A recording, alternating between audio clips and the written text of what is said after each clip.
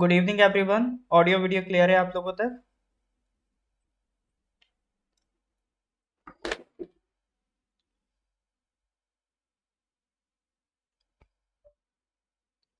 हाँ जी sir, audio video clear है।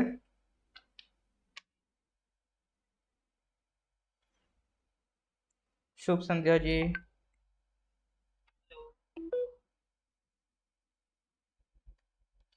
ओके मेजर, काफ़ी टाइम बाद आप वैसे हाँ दिख रहे हैं करंट अफेयर्स की क्लास में। कोई नहीं, कंटिन्यू करते हैं। कल से अपना जो ज्योग्राफी का क्लास चल रहा था वो भी स्टार्ट हो जाएगा मॉर्निंग में। All right sir. ठीक। Good evening, good evening. तो सर ये अपना जून का करंट अफेयर्स हम करते आ रहे थे। लास्ट के 2 दिन में हमने बहुत टेस्ट किए। मई के करंट अफेयर्स के क्वेश्चन करे थे प्रैक्टिस में, और अप्रैल के करे थे। ठीक है, इसी तरह से रैंडमली मैं किसी भी दिन आपका सरप्राइज टेस्ट ले लिया करूंगा इवनिंग टाइम में। अरुणाचल के क्वेश्चन नहीं आते हैं ज़्यादा, और वो भी इसी में कवर हो जाते हैं आपके। जो ये नेशनल है इसी में कुछ कुछ अरुणाचल का भी मिक्स हो जाता है। 9:30 का टाइम हो गया एक्चुअल में।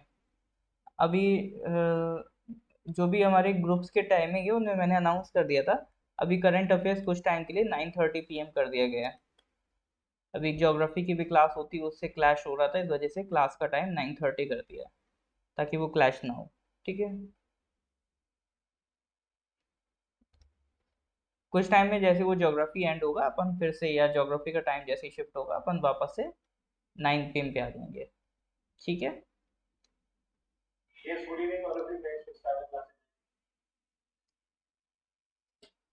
All right. तो सर हम क्या कर रहे थे, जून के करंट अफेयर से स्टार्ट करते हैं फिर। पिछले कुछ क्वेश्चंस मैं करा रहा हूँ, वो बताइएगा। जैसे क्वेश्चन नंबर 17 है, which of the countries has been finalized for cheetah reintroduction in Madhya Pradesh? South Africa and Gabon, South Africa and Namibia, Iran and Kenya, Zambia and Gabon. बताइए सर।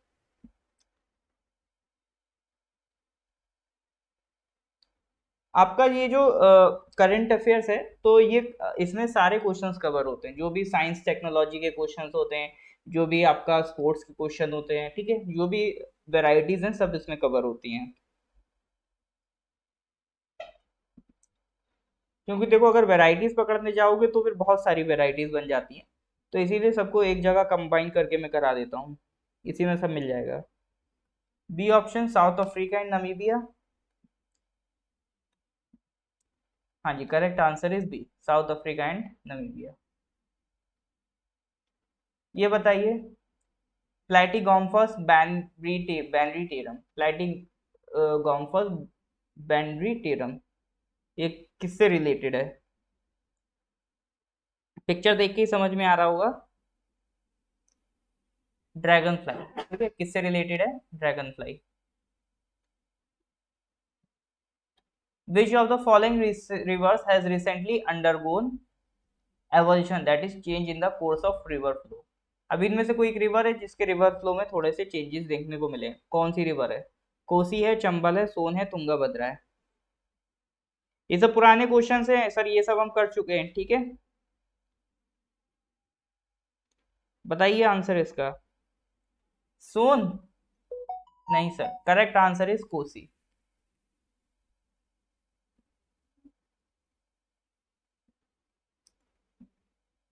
ठीक है, करेक्ट आंसर इज कोसी।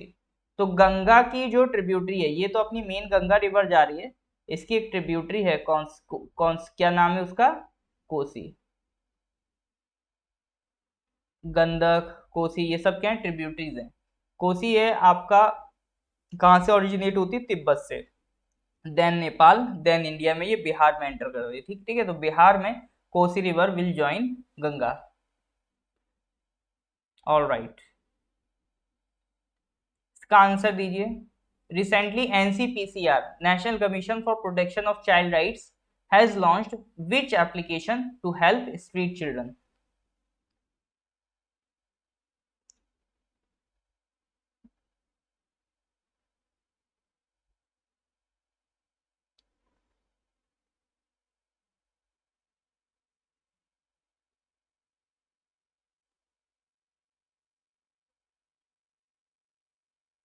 हाँ जी, CISS application. Question number 72, India's longest steel bridge Mahatma Gandhi Setu of Bihar have become fully functional. ये bridge कौन सी नदी पे है? टोन्स पे है, सोन पे है, यमुना पे है, गंगा पे?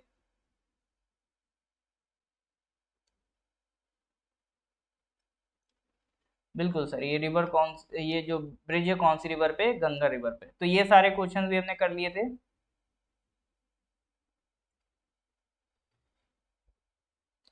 ओके सर, तो टिल क्वेश्चन नंबर 73 यहाँ तक हम करके आ गए थे। Which ministry notified green open access rules? तो ये थी आपकी मेरे ख्याल से new and renewable, sorry, power, ministry of power.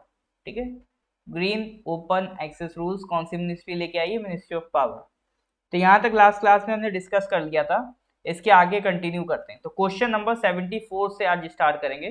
तो क्वेश्चन नंबर 74 ये रहा आपके लिए। The 19th Shangri-La Dialogue was hosted in which country after 2 years? China, India, Singapore, Malaysia.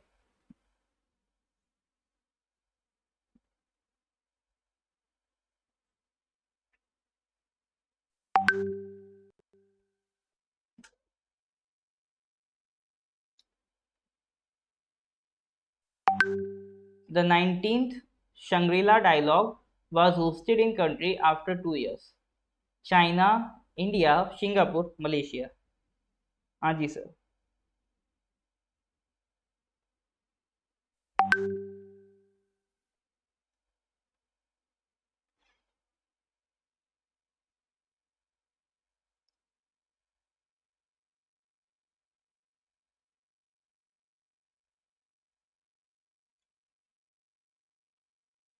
तो शंग्रीला डायलॉग कहाँ पर हुआ है बताइए? सिंगापुर बता रहे हैं ज्यादातर।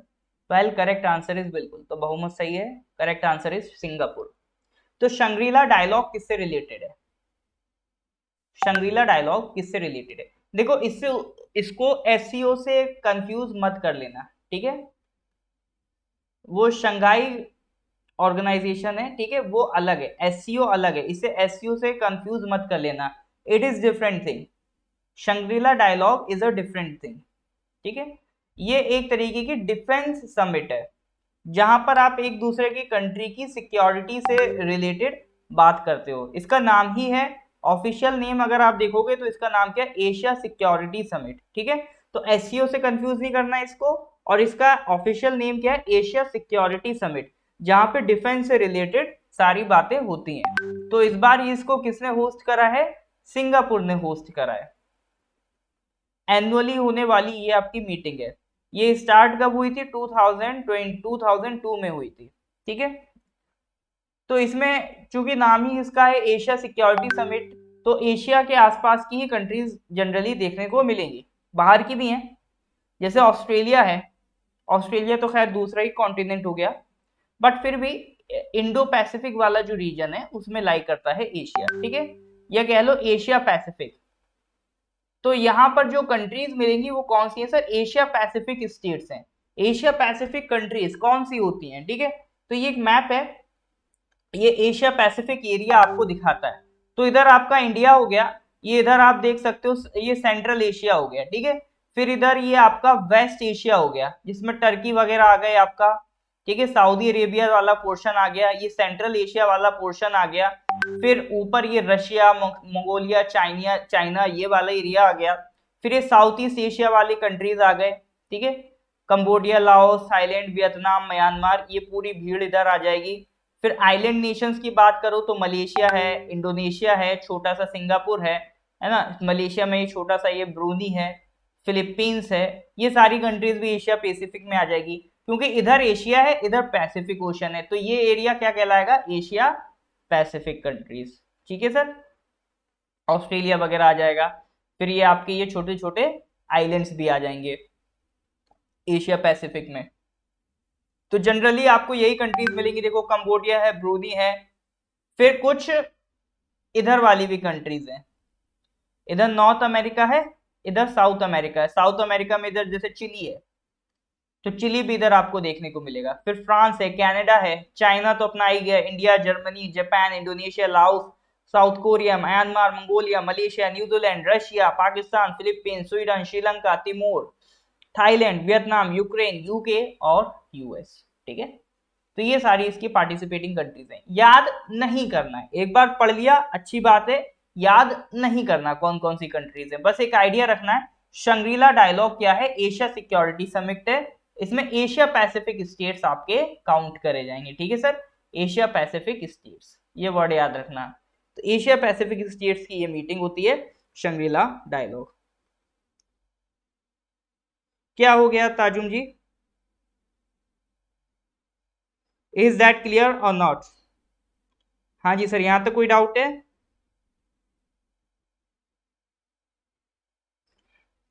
अगर क्लियर है तो please give me a thumbs up.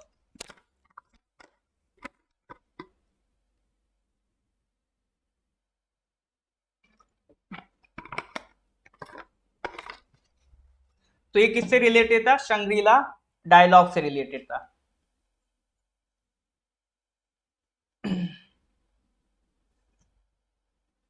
Question number 75, as पर a recent report released by sample registration system SRS, as per a recent report released by sample registration system, which state has the lowest life expectancy? ठीक है, एक institution है SRS, sample registration system, उसने एक report निकाली है, उसके according सवाल ये है which state has the lowest life expectancy. Lowest life expectancy का मतलब है किस स्टेट में जो लोगों की लाइफ है, एवरेज लाइफ कम होती है। जैसे लाइफ एक्सपेक्टेंसी अगर ज्यादा है तो मतलब वहां के लोग ज्यादा सालों तक जिंदा रहते हैं। अब देखो इससे आइडिया क्या लगता है, अगर किसी एरिया की लाइफ एक्सपेक्टेंसी लो है तो इसका मतलब क्या है, वहां पर हेल्थ कंडीशंस ज्यादा अच्छी नहीं है। जैसे आप अफ्रीका में जाओगे तो वहां पे लाइफ एक्सपेक्टेंसी कम मिलेगी, यूरोप में ज्यादा मिलेगी, इंडिया में भी धीरे धीरे हमने उसको बढ़ाया है। खबरदार किसी ने यूपी का नाम लिखा तो, इतनी भी कम नहीं है भैया, माना दो में आते लेकिन इतना भी नहीं कि यूपी का नाम लिख दो। ठीक है, well correct answer is Chhattisgarh. सबसे कम लाइफ एक्सपेक्टेंसी आपकी कहां पर है? छत्तीसगढ़ में। ठीक है, ये 10 साल अगर कोई जी गया उससे ऊपर के लोगों की बात हो रही है। ठीक है, लेकिन फिर भी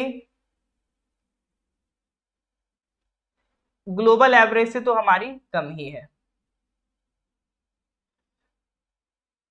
तो वैसे तो अगर बात करेंगे तो 10 साल में हमने काफी कुछ अचीव कर लिया, लाइफ एक्सपेक्टेंसी 10 साल में काफी अचीव कर ली हमने। बट स्टिल जो ग्लोबल एवरेज है, कि ग्लोबल एवरेज ये कि आम आदमी 72.6 ईयर्स जीता है, तो इसको अभी हम अचीव नहीं कर पाए। ठीक है, इन्फेंट मोर्टेलिटी रेट सबसे ज्यादा कहां पर है? मध्य प्रदेश में। इन्फेंट मोर्टेलिटी रेट होता है कि मतलब पर 1000 बच्चे जो जन्म लेते हैं उनमें से अप टू 5 इयर्स कितने सरवाइव कर पाते हैं। ठीक है, अप टू 5 इयर्स कितने उसमें सरवाइव कर पाते हैं, वो कहलाता है आपका इन्फेंट मोर्टेलिटी रेट। तो इन्फेंट मोर्टेलिटी रेट सबसे ज्यादा किसका है? मध्य प्रदेश का। तो मतलब सर ये समझ याद रखना, लाइफ एक्सपेक्टेंसी ज्यादा होनी चाहिए और इन्फेंट मोर्टेलिटी रेट, मोर्टेलिटी मतलब मृत्यु, वो कम होनी चाहिए। तो वो सबसे ज्यादा मध्य प्रदेश की है, उसके बाद सेकंड नंबर पे अपना यूपी है। ठीक है, तो सबसे ज्यादा खराब हालत कहाँ की सर? छत्तीसगढ़ की लाइफ एक्सपेक्टेंसी में, यह ध्यान रखिएगा। ऑल राइट, हाँ जी मैं यूपी का हूँ। हाँ दुख हुआ यूपी सुन के। ठीक है, अरे यूपी भी नहीं, आसपास घूमता है, छत्तीसगढ़ के ही आसपास है हमारा भी। मतलब यूपी वाले ज्यादा कहते क्या करोगे, कलयुग आ गया, ज्यादा नहीं जियो। गूगल में कहाँ देख लिया आपने? डिफरेंट डिफरेंट रिपोर्ट्स आती रहती है, यहाँ पर ये बोला एसआरएस के अकॉर्डिंग, सैंपल रजिस्ट्रेशन सिस्टम के अकॉर्डिंग पूछ रहा है। ठीक है, चलो नेक्स्ट क्वेश्चन पे आ जाओ। Question number 76, UP has implemented the digital Vidhansabha system which is the nodal ministry for the E Vidhan system, बताइए।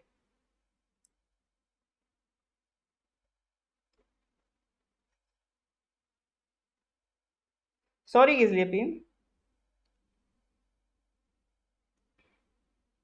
अरे दिल में मत लेना यार, ऐसे ही बोल रहा था।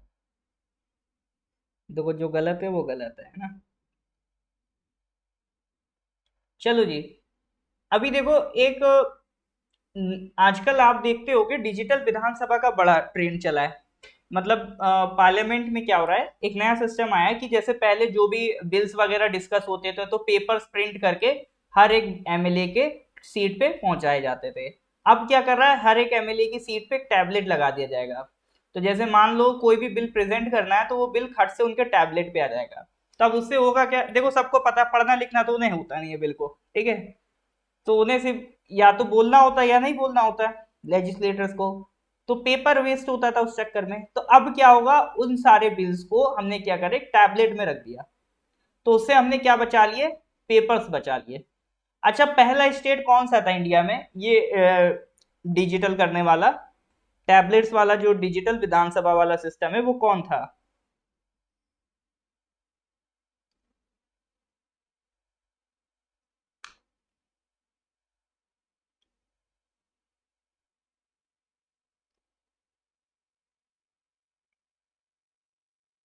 पहला स्टेट कौन सा था? अरुणाचल नहीं था सर। आर की जैसे ही ये कंप्लीट हो जाएगा कुछ दिनों में प्रोवाइड कर दूंगा मैं इसका पीडीएफ, अभी कंप्लीट नहीं हुआ है ना ये। अभी करीब हैं इसमें करीब 20-30 क्वेश्चन और करने हैं मुझे ऐड। केरला, नागालैंड, अरुणाचल, तमिलनाडु। नागालैंड था सर, ठीक है। पहला स्टेट नागालैंड था। ई विधान सिस्टम सरकार एक चला रही, तो वैसे इसका करेक्ट आंसर है मिनिस्ट्री ऑफ पार्लियामेंट अफेयर्स, ठीक है। तो जो डिजिटल विधानसभा सिस्टम है, या कह लो ये ई विधान सिस्टम, इसको कौन सी मिनिस्ट्री हैंडल कर रही है? इसको हैंडल कर रही है मिनिस्ट्री ऑफ पार्लियामेंट्री अफेयर्स, ठीक है। तो भारत सरकार का एक प्रोजेक्ट है नेवा। अब देखो हो सकता है आपसे एग्जाम में डायरेक्ट नेवा दे दे, आप समझ ही ना पाओ कि ये ई विधान वाला प्रोजेक्ट है, ठीक है। तो नेशनल ई विधान एप्लीकेशन प्रोजेक्ट, नेवा की बात हो रही है। तो ये जो सरकार का डिजिटल इंडिया प्रोग्राम चल रहा है, तो इसी के तहत ये बनाया गया है under the ministry of parliamentary affairs. तो इसमें क्या होगा, जितनी भी हमारी यूटीज हैं उनमें क्या हम कर देंगे, टैबलेट्स इंस्टॉल कर देंगे, ताकि जो लेजिस्लेटर्स हैं उनको पेपर वेस्ट ना करना पड़े, ठीक है। तो एक बार टैबलेट इंस्टॉल हो गया फिर वो तो चलता रहेगा। फंडिंग कौन प्रोवाइड कर रहा है? सेंट्रल स्पॉन्सर्ड स्कीम है ये सर। देखो दो तरह की स्कीम होती है, एक होती है सेंट्रल सेक्टर स्कीम और एक होती है सेंट्रल स्पॉन्सर्ड स्कीम। जो सेंट्रल स्पॉन्सर्ड स्कीम होती है उसमें 100% पैसा सेंट्रल गवर्नमेंट नहीं देती है। अगर एक नॉर्मल स्टेट है तो 60% पैसा सेंट्रल गवर्नमेंट देगी, 40% पैसा स्टेट गवर्नमेंट देगी।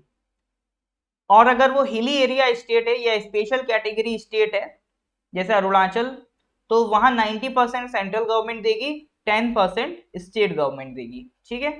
एक होती है सेंट्रल सेक्टर स्कीम।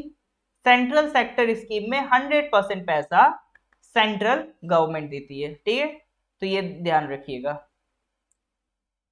अब इससे फायदा ये भी होगा कि सारे जो कंट्री के लेजिस्लेचर्स हैं सब एक प्लेटफॉर्म पे आ जाएंगे।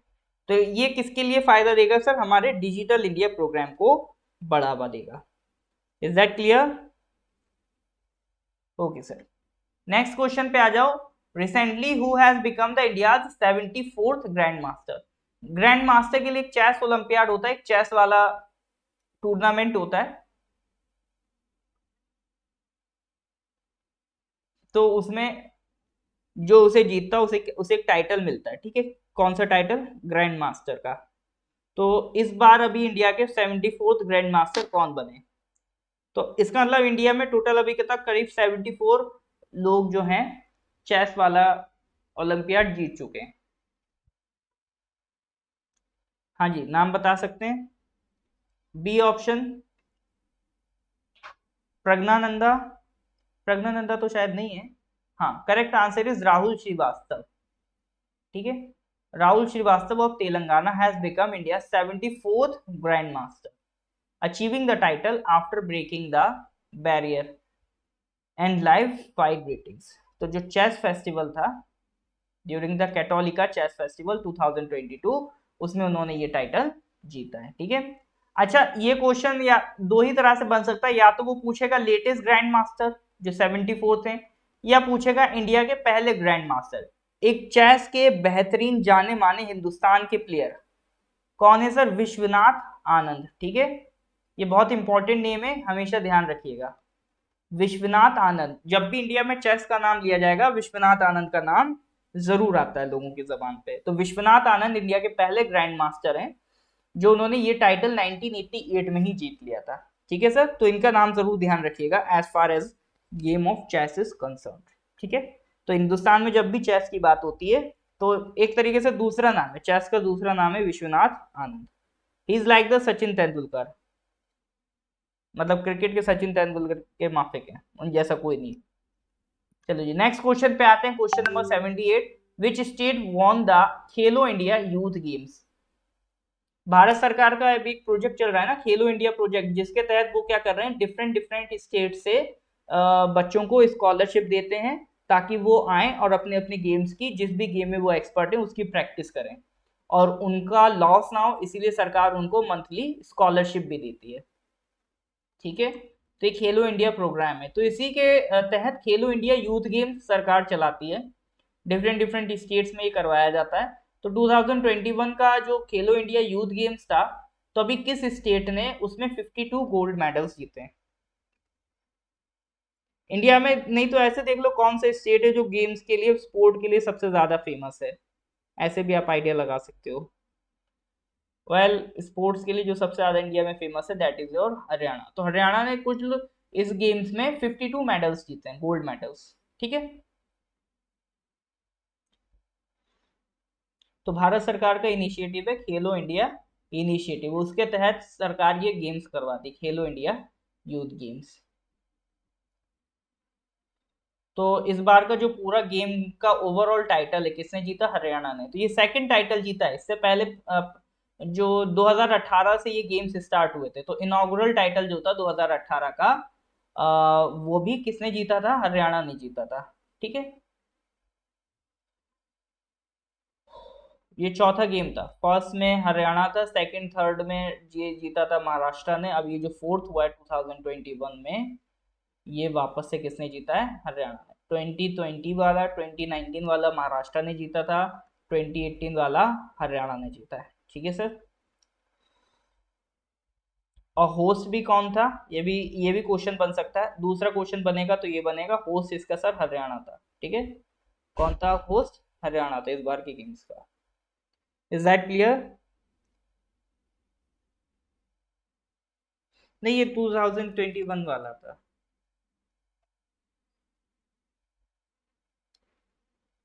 Is that clear?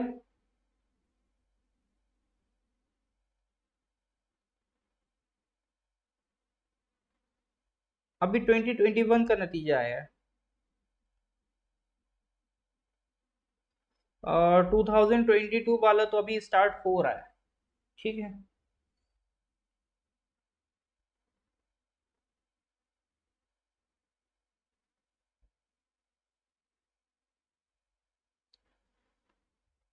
थीम नहीं थी इसकी कोई,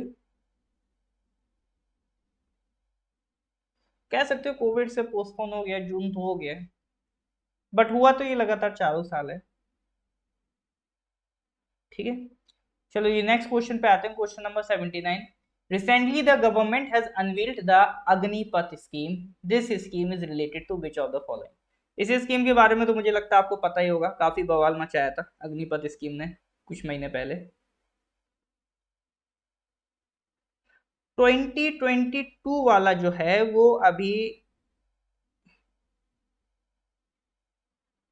ओ हाँ ये शायद ये 2022 वाला ही, 2021 वाला ही है।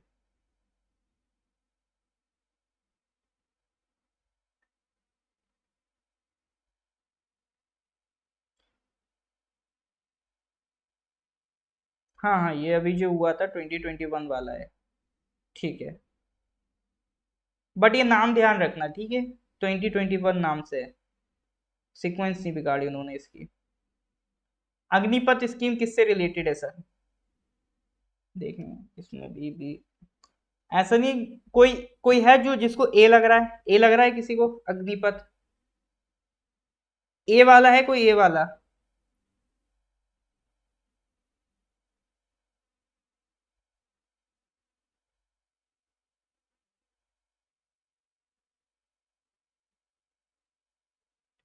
नहीं है कोई?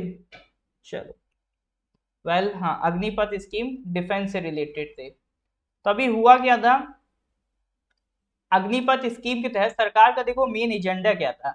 एजेंडा ये था कि आधा जो बजट है, आधा नहीं, करीब 1/3 या 1/4 पोर्शन ऑफ द बजट, वो सिर्फ और सिर्फ आर्मी वालों की पेंशन में ही चला जाता है। मान लो किसी ने 40 ईयर्स तक की सर्विस करी, किसी ने 60 ईयर्स तक की करी, तो उनका पेंशन में बजट काफी खर्चा होता है। और अब इंडिया में क्या है, लाइफ एक्सपेक्टेंसी बढ़ गई है, ये भी एक फैक्टर है। इंडिया में लाइफ एक्सपेक्टेंसी बढ़ जाने की वजह से जो पहले पेंशन थी, मान लो पेंशन 60 साल पे देना स्टार्ट करी, आदमी 65 पे निकल गया या 66 पे निकल गया। अब क्या है, 70 80 80 साल जी जाते हैं, वो तो वैसे भी डिफेंस वाले, वो तो और स्ट्रांग होते हैं, तो उनकी लाइफ एक्सपेक्टेंसी बढ़ गई है आज के टाइम में इंडिया में। तो लाइफ एक्सपेक्टेंसी बढ़ने से जो पेंशन का बर्डन है वो भी गवर्नमेंट पे काफी बढ़ गया है। तो government was looking for a solution जहां पर ये पेंशन का बर्डन वो कम कर सके। तो एक तरीके से इसको आप कॉन्ट्रैक्ट बेसिस कह सकते हो, जिसमें सरकार ने कहा ठीक है आप 4 साल नौकरी करो, उसके बाद आप लाइफ में जो करना चाहो करो, आप 12th सिंपली पास करो, 12th पास करने के बाद 4 साल आप अग्निपथ में नौकरी करो, उसके बाद हम आपको एक्सपीरियंस देंगे, ट्रेनिंग देंगे, स्किल सिखाएंगे, फिर आप एक मजबूत पर्सन बन चुके होगे, आप इंडिया में कहीं भी सर्व कर सकते हो। यहां तक तो कोई दिक्कत नहीं थी, ऐसा चलता सब ठीक था। लेकिन प्रॉब्लम ये हो गई कि इसमें बहुत से ऐसे लोग थे जिन्होंने सोचा ही रखा था कि हम अग्निपथ को अपना करियर बनाएंगे। ठीक है, अच्छा ये भी बात है कि पहले हमें नंबर ऑफ रिक्रूट्स ज्यादा चाहिए होते थे, नंबर ऑफ सोल्जर्स ज्यादा चाहिए होते थे। बट अब क्या है, अब स्ट्रेटजीज बदल गई हैं। अब इन्फेंट्रीज जो चलती हैं वो लाइट हो गई हैं। लाइट इन्फेंट्री में जो नंबर ऑफ सोल्जर्स एक मान लो बटालियन में जा रहे हैं वो कम कर दिए गए हैं। इस तरह से सीन बन रहा है। तो अब उतनी सोल्जर्स की रिक्वायरमेंट भी नहीं है आर्मी को। तो उन्होंने ये क्या करा, उन्होंने कहा कि भाई सारे जो भी रिक्रूट्स हैं बिलो द ऑफिसर रैंक, ठीक है, ये ऑफिसर रैंक वालों के लिए नहीं है, बिलो ऑफिसर रैंक यानी जो एक्चुअल में फौजी होता है, सोल्जर, जो एक्चुअल में सोल्जर की कैटेगरी में रैंक पे आर्मी में इंडक्ट होते हैं, तो उनको सिर्फ और सिर्फ 4 इयर्स की नौकरी रहेगी। उसके बाद उसमें से कुछ परसेंटेज, करीब 25% या कुछ परसेंटेज वो अब आगे कंटिन्यू करेंगे, बाकी सबको वहां से फ्री कर दिया जाएगा। कई लोगों का तो सपना ही है कि सर एक लंबी नौकरी डिफेंस में बिताएं। हाँ, तो only 25% will be recruited back, बाकी सबको क्या कर दिया जाएगा, फ्री कर दिया जाएगा। तो इस चक्कर में लोगों में काफी गुस्सा था, एक तो 2 साल से वैकेंसी रुकी पड़ी, और एकदम से जब वैकेंसी आती है तो इस तरह का सीन सुन के लोग काफी गुस्सा हुए। तो जब लोग गुस्सा हुए तो सरकार ने कुछ चेंजेस भी किए थे, जैसे पहले ये कहा था कि 21 ईयर्स तक के लोग अप्लाई कर सकते हैं, लेकिन कुछ लोगों ने ये कहा कि सर कोरोना में हमारे 2 साल तो बर्बाद हो गए, तो इसीलिए ये जो लिमिट है 21 से बढ़ाकर कितनी कर दी सरकार ने, 23 कर दी। ठीक है सर, तो ये थी आपकी अग्निपथ स्कीम। बट इसको लेके अभी काफी प्रोटेस्ट चल रहा है, हालांकि स्कीम अभी रोल बैक नहीं करी है सरकार ने, स्कीम अभी भी कंटिन्यू चल रही है। तो ये किस सेक्टर की स्कीम है, डिफेंस सेक्टर की स्कीम है। इज दैट क्लियर और नॉट? स्कीम तो देखो ठीक नहीं है।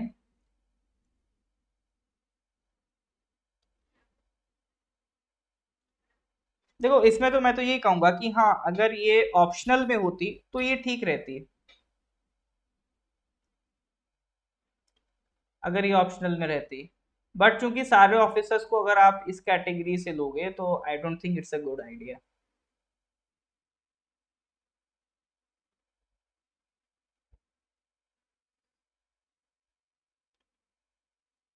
हाँ जी सर। तो यहाँ तक कोई डाउट, इज दैट क्लियर और नॉट? अगर क्लियर है तो please give me thumbs up, ताकि मुझे पता चले समझ में आ रहा है।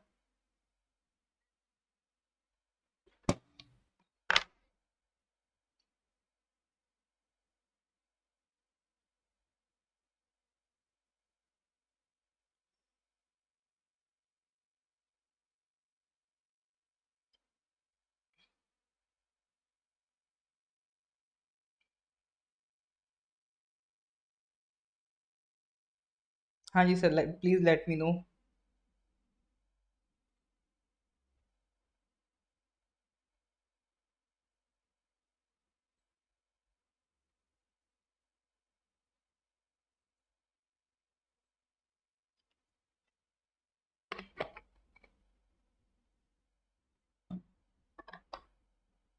ऑलराइट सर, ठीक है, तो स्टार्ट करते हैं आगे के question. Question number 80। Recently, India's newest recorded snail is named after the Western Ghats of Maharashtra. What is the name of this new snail? Snail जानते हैं? स्नेल टॉर्टोइज की तरह होता है इस तरह से, फिर उसके ऊपर ये नहीं होता है, इसके ऊपर कुछ इस तरह से स्पाइरल सा होता है।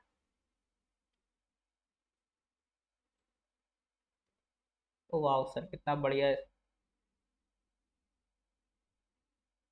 कुछ इस तरह से होता है, ठीक है। हाँ जी, समझ में आ गया।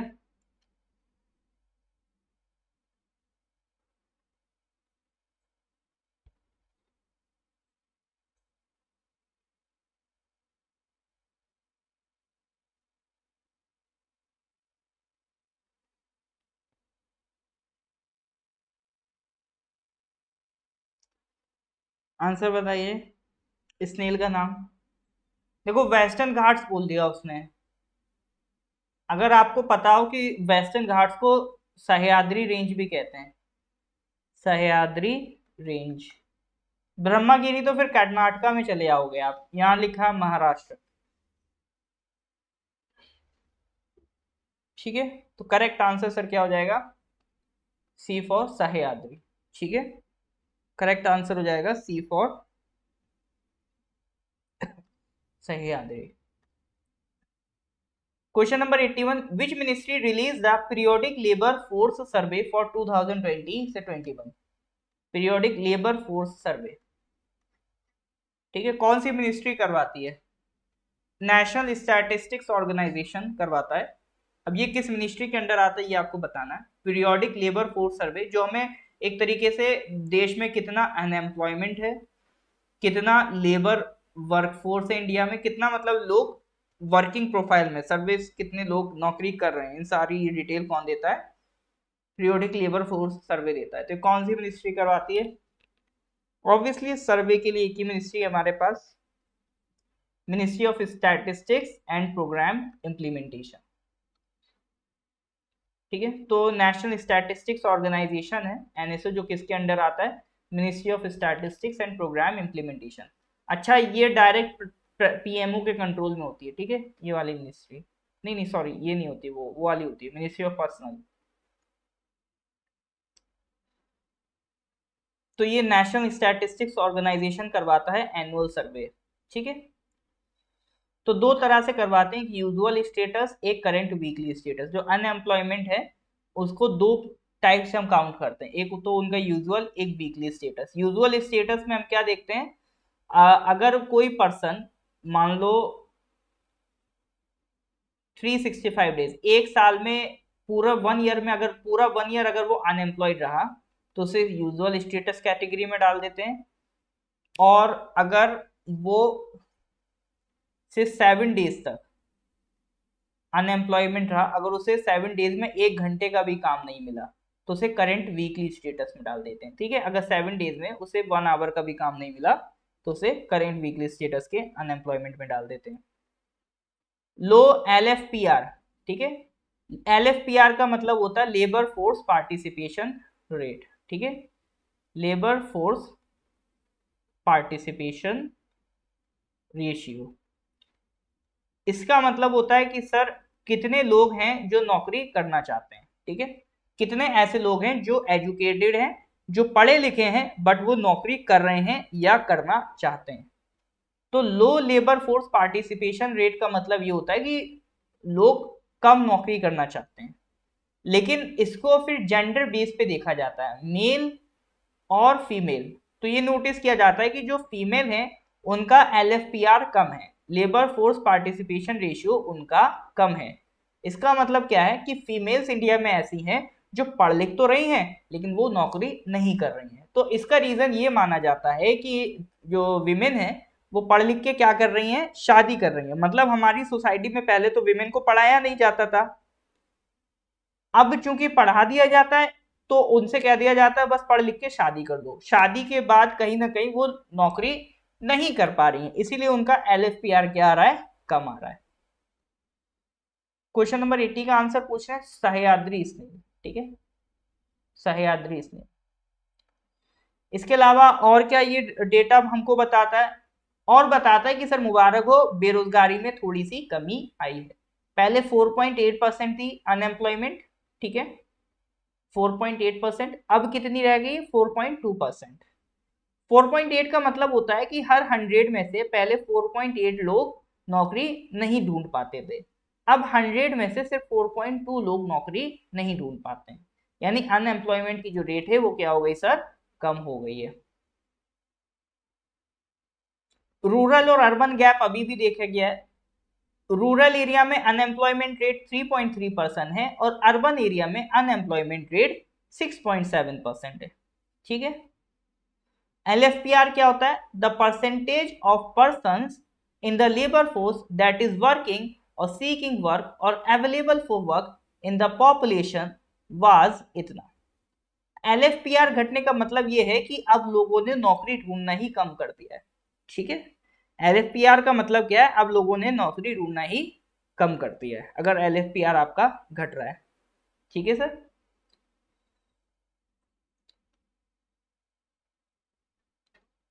डब्ल्यूपीआर वर्क पार्टिसिपेशन रेशियो, यानी कितने लोग नौकरी कर रहे हैं। पहले 39.8 था, अब 39.8 है, पहले 38.2, यानी number of percentage of people working बढ़ गया है। ठीक है, चलो इतना डेटा याद है तो मोड़ देना ना, फिर मेन चीज अनएम्प्लॉयमेंट का डेटा याद रख लेना। तो ये LFPR labour force participation rate या ये कह लो पीरियोडिक लेबर फोर्स सर्वे, ये कौन निकालता है sir, ministry of statistics and programme implementation. हाँ जी सर, यहां तक कोई डाउट है? तो क्वेश्चन नंबर 81 क्लियर है सर कि नहीं है, इसमें कोई डाउट है? Please do let me know if there is any problem.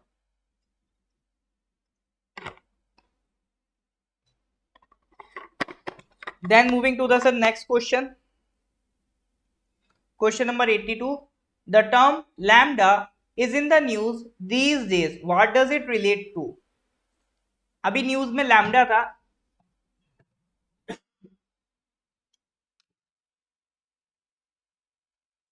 वो किससे रिलेट करता है?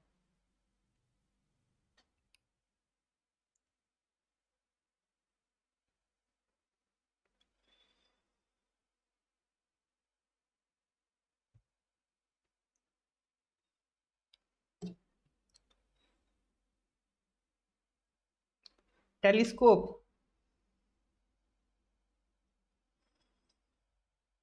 Missile, okay. और लोग बताइए।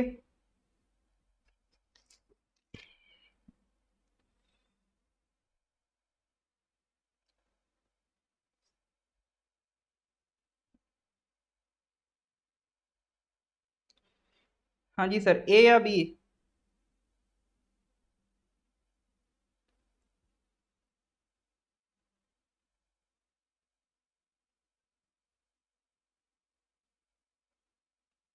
ऑलराइट, बहुत बढ़िया कालम जी। तो correct answer is sir AI chat box. Lambda किससे रिलेटेड है, एआई चैट बॉक्स। अब देखो होता क्या है, जैसे हम लोग आपस में चैट करते हैं या फिर आपने देखा होगा जो कस्टमर केयर सर्विस प्रोवाइड करती है, जैसे मान लो फ्लिपकार्ट है, या अमेजोन है, तो इनके चैट बॉक्स में आपको क्या लगता है कोई एम्प्लॉय बैठा है? नहीं सर, यहाँ इनको जैसे ही आप ओपन करोगे तो एक कंप्यूटर, एक रोबोट होगा, एक कंप्यूटर होगा, वो आपसे बात करेगा। उसके पास जानकारी लिमिटेड है, वो आपसे कह देगा कि हेलो, वो आपसे सिंपल आपकी डिटेल्स मांगेगा, चार ऑप्शंस मांगे बोलेगा, इनमें से आपकी समस्या क्या है, उसके अकॉर्डिंग फर्दर आपने ऑप्शन बना रखे हैं। तो जितनी उसमें डेटा फीड किया गया है वो चैट बॉक्स आपकी सिर्फ उतनी ही मदद कर पाएगा। ठीक है। अब लेकिन क्या है, एआई चैट बॉक्स डेवलप किए जा रहे हैं। उससे क्या होगा कि जैसे ही आप अमेजोन पे बात करोगे तो वो ऐसा नहीं कि सिर्फ अपनी गाय, उस ऐसा नहीं कि जो जानकारी सिर्फ उसमें फीड है उसके अकॉर्डिंग बात करे, एक नॉर्मल ह्यूमन बींग जैसे बात करता है अपनी इंटेलिजेंस यूज करके, डिपेंडिंग ऑन द सिचुएशन आपका क्या मैटर है तो उसको वो डील कर पाए। ठीक है। तो अभी हम क्या करते हैं, जैसे वर्चुअल यूज जो होता है उसमें हमने फिक्स कर दी जानकारी कि ये मांगे तो ये देना, ये मांगे तो ये देना। अब आर्टिफिशियल इंटेलिजेंस वाला चैट बॉक्स आएगा तो वो आपकी जरूरत के हिसाब से आपको रिप्लाई देगा, कोई वो बना बनाया पुराना रिप्लाई नहीं देगा। अब ये एआई चैट बॉक्स की खासियत है। तो गूगल भी इस फील्ड में काम कर रहा था, तो गूगल ने भी एक चैट बॉक्स बनाया जिसका नाम था लैम्डा। गूगल ने बनाया, ठीक है। गूगल ने जो चैट बॉक्स बनाया उसका नाम क्या था? Lambda, language model for developed applications. अब लैम्डा में सर दिक्कत क्या हो गई, लैम्डा इन्होंने बना लिया सर, बढ़िया चल रहा था, लेकिन इसके जो इंजीनियर थे इसको इन्होंने फायर कर दिया, नौकरी से निकाल दिया गूगल ने। रीजन बिंग कि गूगल ने ये कहा कि जाओ लैम्डा में चेक करके आओ कोई दिक्कत विक्कत तो नहीं है। जब इनके इंजीनियर साहब लैम्डा से बात करने गए तो इन्हें पता चला लैम्डा बहुत ज्यादा इमोशनल हो गया है। लैम्डा को टेंशन है कि ये लोग मुझे इंसान नहीं समझते हैं, लैम्डा मतलब एक आर्टिफिशियल इंटेलिजेंस है, ठीक है। अब वो इस तरह से बात कर रहा है बहुत ही इमोशनल होके। अब वो कह रहा है कि ये लोग मुझे इंसान नहीं समझते हैं, मेरे में भी अंदर फीलिंग्स है। मतलब लैम्डा को जिस चीज के लिए बनाया गया वो प्रॉब्लम नहीं सॉल्व कर रहा, वो अपनी ही बात कर रहा है कि मैं बहुत इमोशनल हूँ, मेरी भी अंदर फीलिंग्स है, मुझे भी इंसान समझा जाए, मशीन की तरह ट्रीट मत किया जाए। आने वाले टाइम में एआई के साथ यही दिक्कत होने वाली है। एआई भी क्या, अगर कोशिश करोगे इंसान जैसा बनाने की तो इंसान की फितरत क्या होती है? इमोशनल। वो क्या बात करेगा? अपने अधिकार। अभी तक तो हम मशीन से अधिकार की बात नहीं करते ना। अभी मेरा लैपटॉप है 24-24 घंटे ऊपर रहता है, तब ये मुझसे ये तो नहीं कह सकता ना कि ये जो भी वर्किंग रूल्स हैं कि आप दिन में सिर्फ 8 घंटे काम करा सकते हो उसके खिलाफ है। मैं तो 24 घंटे काम ले रहा हूँ इससे। अगर इसमें एआई होगा तो इस तरह की प्रॉब्लम ये क्रिएट करने वाला है। ठीक है। तो ये आने वाले टाइम में कुछ एआई प्रॉब्लम्स करने वाला है। तो वही चीज यहाँ पे उन्होंने चैट बॉक्स में फील करी। अब वो इंजीनियर ने क्या करा, इंजीनियर को चुपके से बताना था सुंदर सुंदर पिचाई के कान में। अब इंजीनियर ने उसको पब्लिक कर दिया, तो उस वजह से ये इल्जाम लगाया गूगल ने, इसलिए उसको नौकरी से निकाल दिया।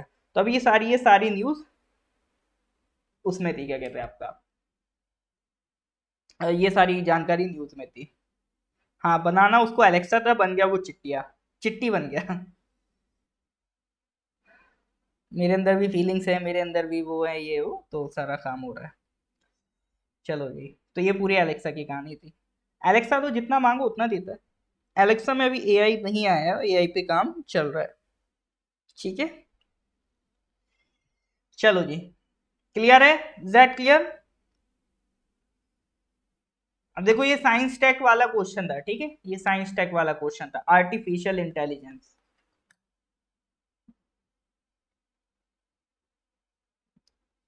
चलो जी नेक्स्ट क्वेश्चन पे आ जाओ, question number 83। Who sorry, who has won the Azerbaijan formula 1 grand prix 2022?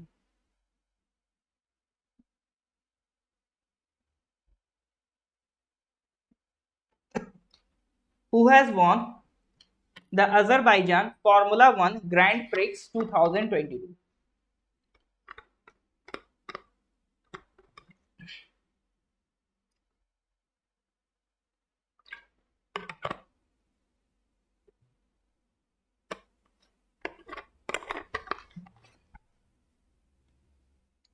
Alright, तो ये है रेड बुल के मैक्स वीर स्टेपन, वीरप्पन नहीं बोलना है, ठीक है, मैक्स वीर स्टेपन, रेड बुल के। तो उन्होंने कौन सा टाइटल जीता है?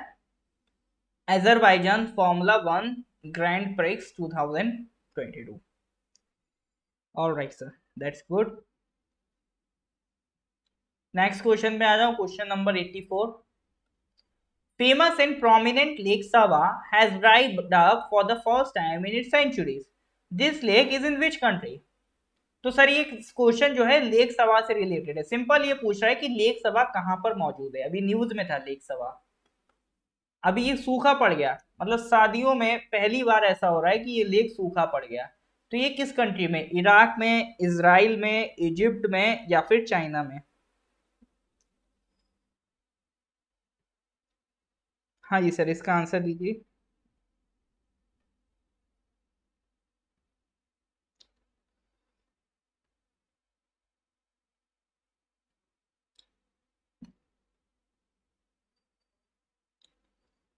Good. Correct answer is Iraq. तो लेक सवा आपका कहां पर मौजूद है? इराक में मौजूद है.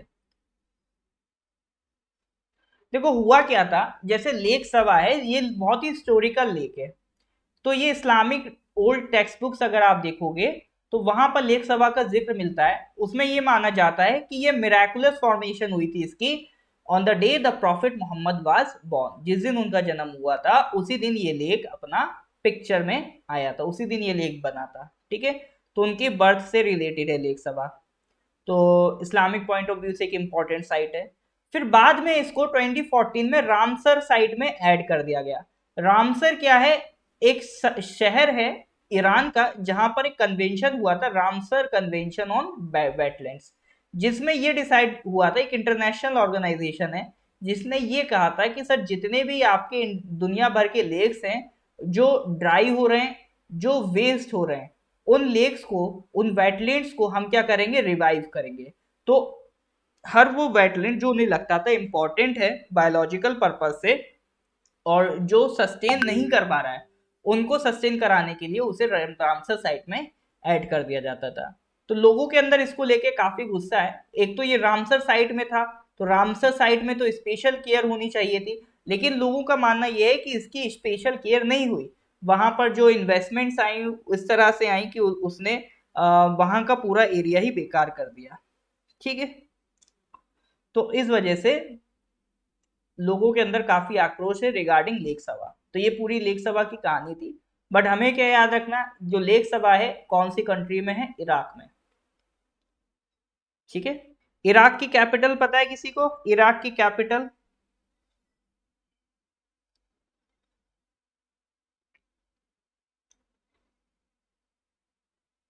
बी ऑप्शन क्या था?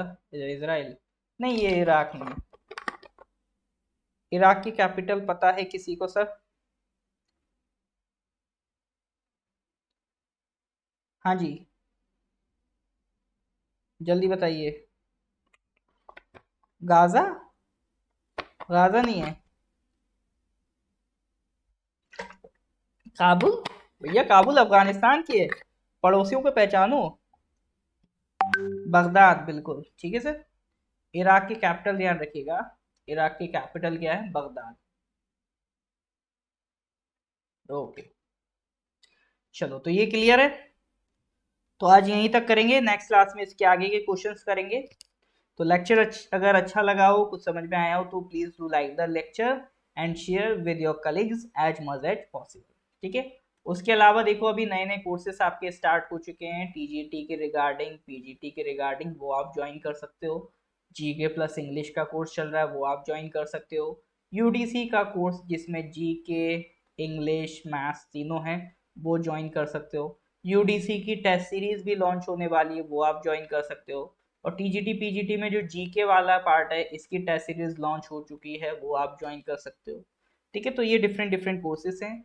इस अभी एपीपीसीएस का कोर्स हम चला रहे हैं, आप उसे ज्वाइन कर सकते हो. ठीक है सर, तो मिलते हैं फिर नेक्स्ट क्लास में. Good bye, have a nice day.